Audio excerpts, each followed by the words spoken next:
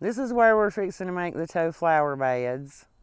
I've already measured off 3 foot for the walkway. It's going to be a grass walkway between the table and chairs and where we're going to start digging over here once we get it marked off. We're going to use a water hose to figure out the shape, and then we'll spray paint it on the ground, and once we get there, I will show y'all that. Okay, we've got the first line. Get my shadow out of the camera. We've got the first line by laying out the hose. So this is 3 foot from the table and chairs. Now we're gonna lay out the measuring tape. This will, depending on how deep you want your flower bed to be, I'm thinking it's gonna be between 3 and 4 foot deep. And when we get that measured out and spray painted on the ground, I will show y'all that too. Okay, we got the lines drawn off. You can see we came, I want to say we came 3 foot. We're going to leave a 3 foot walkway between the flower beds and the table and chairs.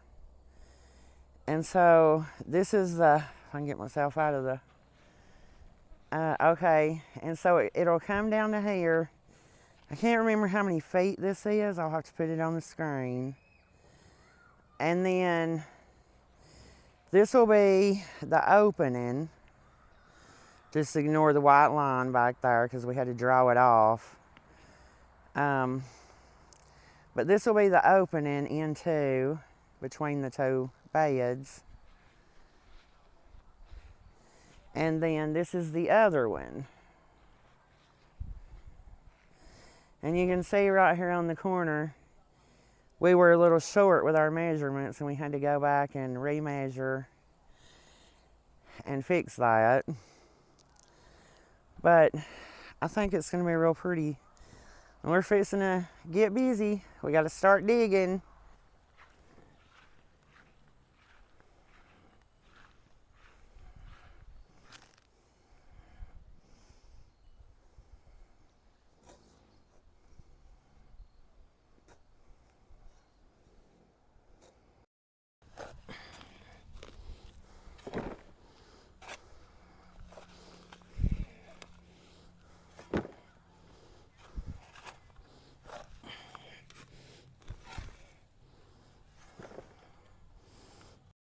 All right, y'all, the hard part's done.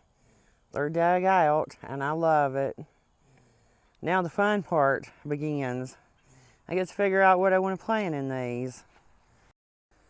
Okay, if y'all watched the plant video tour part 2, then you'll remember that in that video I said this flower bed right here was going to get a complete redo, a makeover.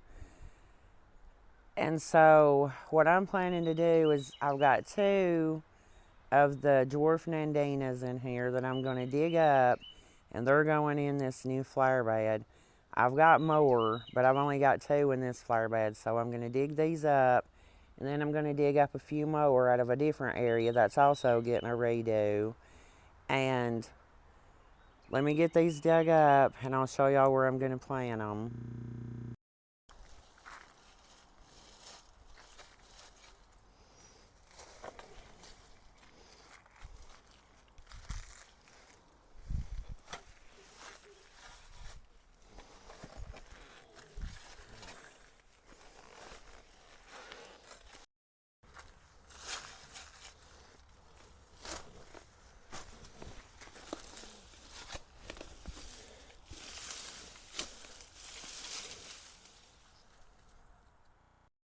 Well, I got all 6 of them dug up. Now let's get them placed in these new flower beds and see how they look.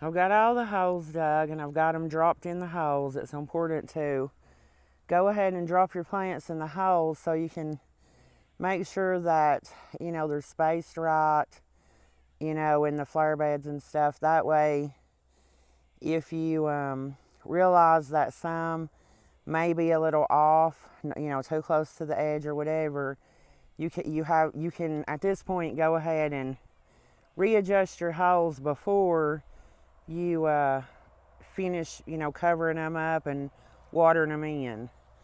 So I'm going to go ahead and put water in the holes because I think I've got mine pretty much where I want them.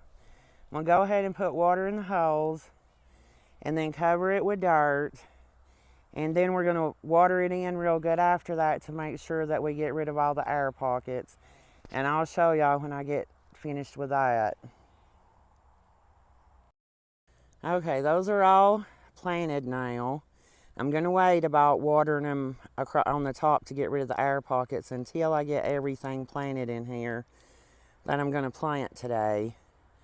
I'm fixing to plant the arborvitaes, and I also wanted to say, because these dwarf nandinas were transplants, like I dug them up and moved them here, and when you do that, when you go to replant something, you want to make sure that you plant it about the same height as what it was planted before you dug it up. And so let me get these arborvitaes planted, and then I'll show y'all what's going to go in the last corner of each one of these beds, because I still have 2 corners to fill in.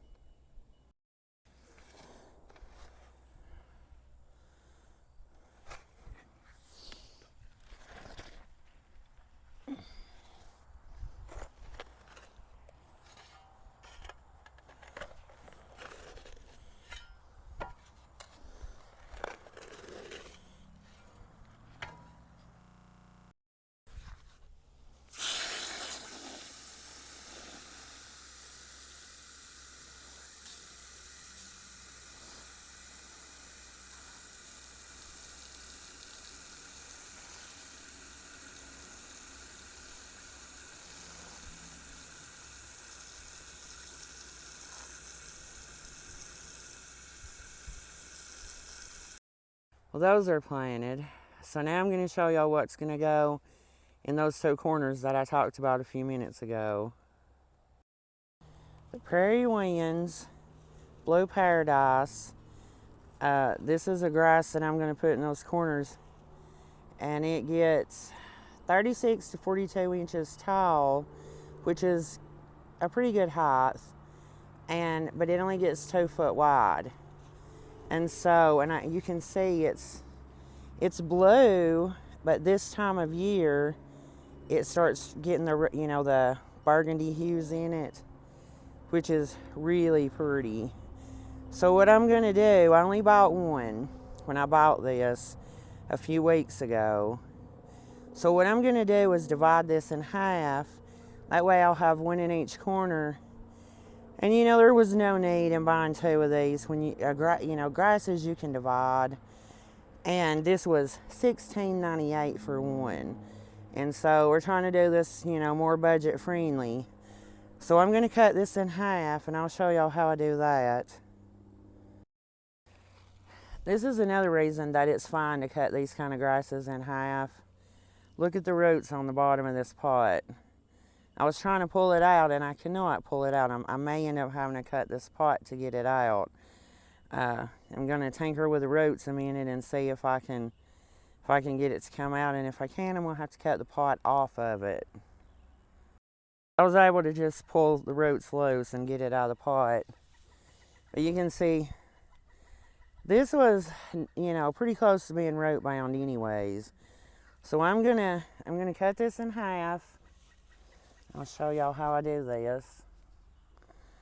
You're just gonna kind of try to kind of find where you might, about the center. And then you just take you a sharp knife and just cut it straight down the middle.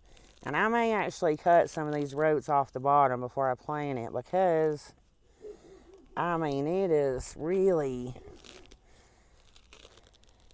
really loaded with roots here.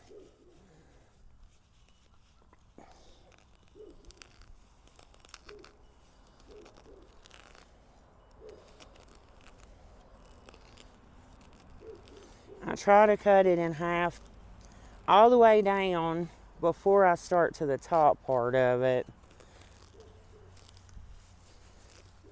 And this don't have to be perfect, you know. And now let's get the top of this. I think my knife needs sharpening actually. Wow. I almost got it. Okay. And you see here, I've got two. And I'm going to go dig those holes and get these put in, and then I'll show y'all from there. Well, the grass is planted, but you can see it still needs some more plants. So what I'm thinking is to create kind of like a border on the front and back side of each one of these flower beds. I think I'm going to do some of the Luria rope grass, but I'm not going to do the variegated this time. I think I'm just going to do the dark green on the back side. And on the front side, I think I'm going to put some sedum, and I'm not sure if I want to do the autumn sedum, the autumn joy sedum, or a shorter variety. And I'm going to go figure that out, and then I'll be right back. I got the green Luria rope grass dug up. Now I'm going to show y'all how I divide it right quick. And then I'm going to start adding it to either the front side or the back side of that border on the flower beds. I think it's going to be the back side. Let me show y'all how I divide these real quick. This is one clump of it. I think I'm going to divide this one into 3. And so to do that, you're just going to, you don't want to start in the middle if you're going to divide it into 3. You're going to do it like in thirds. So there'll be 1.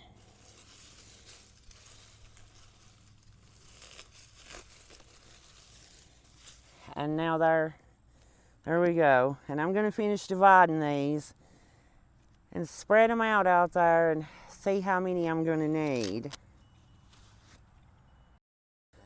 This is the sedum autumn joy, and I'm going to divide it to go in those 2 flower beds. And I'm going to show y'all, this is a pretty good sized clump. I could divide this into, if I really wanted to, I could divide it into 4. But I only need 2, so I'm just going to cut it in half for right now. I'm going to do a propagation video eventually on the autumn joy before we have our freeze, because I want to show y'all how easy it is to propagate this. But anyways, I'm going to cut this in half, and then I'll show y'all where it's going to go.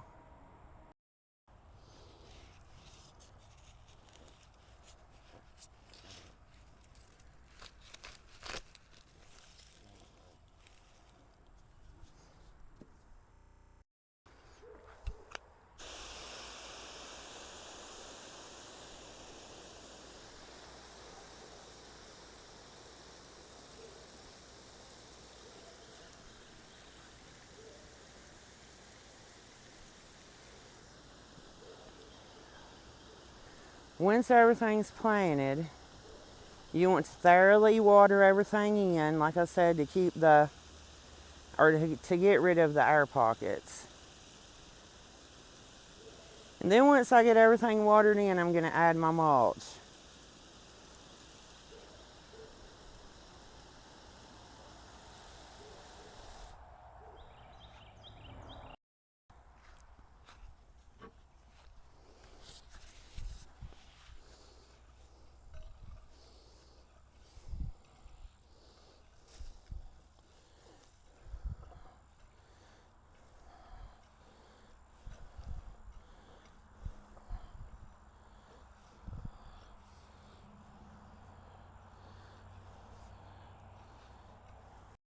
Well, y'all, after a lot of blood, sweat, and tears, these are done, finally. And I'm so excited about them because these are going to be my evergreen interest in this area for the winter. Most of the stuff in both of these beds is going to stay green in my zone all year during the winter time. So there's going to be, the only thing that's going to die to the ground is going to be that blue paradise grass that I got from Proven Winners, and the autumn joy sedum. But even though they die to the ground, they're still going to be standing up and have winter interest anyway. So I'm fine with that. The nandinas, let me get my shadow out of the way here. The nandinas are an evergreen in my zone. I'm not sure exactly what zones they're for. I'll have to look it up and put it on the screen, because they're a great alternative to boxwood if you haven't, if you don't want to do, like a Japanese holly or a boxwood. If nandina is hardy in your zone, they're an excellent alternative. Plus, you get, in the fall and during the winter time, you get the changing of the leaves. Like right now you see some that are green and some that have a lot of red on them, or burgundy. But they're going to all turn more red and have red and green all winter long. They actually will get really red during the winter time. The ones that are green, they were in more shade. So, if you want to have your nandina to have a lot more of the color, then it needs to be in full sun. I had some they wasn't really in full shade, but they were in mostly shade. They got very little morning sun, and you can see green. It's really green. But now that it's out in the sun, it will change. But I decided to go with the Loria rope, the dark green grass, instead of the variegated for this. Because what I'm thinking is, during the spring, on each side of the arborvitae, I'm probably going to plant some type of annual that'll bloom yellow, at least until the arborvitae gets full grown, because it's going to get, I think, 15 foot high, but only 4 foot wide. And so I think this is going to look really good, especially having the green all winter long. And let me try to keep my shadow out of here. And so I just repeated the same exact plantings on this one that I did on the other one. And I just really think they look good. Now, the purpose of doing this was to kindly separate the setting area right there and kindly enclose it to where it's almost like its own little secret room. Eventually, this weeping willow, which has gotten pretty big, and right now it's lost most of its leaves, but eventually it will be so big that it will block the view from this whole side. And then these two beds, once they fill in and the arborvitaes get quite a bit bigger, it's not going to completely block it from this area, and I didn't want it to completely block it. I just wanted it to feel more enclosed when you were sitting over there. And of course, the arborvitaes will get big enough to where, even though you'll see this area, it'll be still almost partially hidden. The nandina, they only get 3 foot tall and 3 foot wide. That's why I stuck with these. But you can see, or maybe you can't, the sun's on that side facing us right now, so I don't know how that's going to turn out. But I wanted to still have lots of grass and have plenty of, yard right here in this area, but for them to be separated from the pool area and the sitting area over here. And that was the purpose of doing this. And I just really am excited about the way it's turned out. And then from the front side here, you can see you have the direct walkway to the table in between the two beds. And so this will be the first time that I've actually done what would be considered a grass walkway. I want to keep it all the way around the table, not where the table and chairs are sitting. Right now I'm going to try to just keep that dirt without the grass. But what going all the way around the table is grass. And in between these two beds is grass. So it'll be like a walkway of grass that goes in between and all the way around the tables. Or the table, excuse me. As you can see, well, I can get myself out of there. But anyways, I really like the way it's turned out, and maybe y'all got some kind of inspiration from these beds. And I also want to say this, because most everything came out of my yard that I dug up from one place and moved here. Or actually it was several different places, but to do these two beds, yeah, I only spent $45 because I got the two arborvitaes on clearance. Y'all saw those in the clearance video if you watched it. So they were $15 a piece, regular $30. And so I got both of them for what I would have paid for just one. And the Proven Winners Blue Paradise Grass was $16.98, and I divided it in half. That's all I spent on these two flower beds. Everything else was dug up and moved from a different part of the yard. And so I wanna also say this. We have plants a lot of times that we'll look at in a certain area and we won't like it. We'll look at it and we'll be like, oh, that needs to be got out of there. That was kind of the situation with these nandinas. And so most of the time, a lot of times people will just, they'll call somebody to come get the plants, or they'll sell them on Marketplace or whatever. But I would recommend moving them to a different part of your yard. Just dig them up and move them. Because, once you get them moved to a different spot, you might, realize that you really do like the plant. You just didn't like where it was. And so, because that's the case with these nandinas. I love nandinas, but I've had these for probably, 3 years. And this is actually the second time or third time that they've been moved. Because the first time where I planted them, they didn't do good. The second time I planted them, I didn't like where they were at all. And so once they were planted there, for a few months.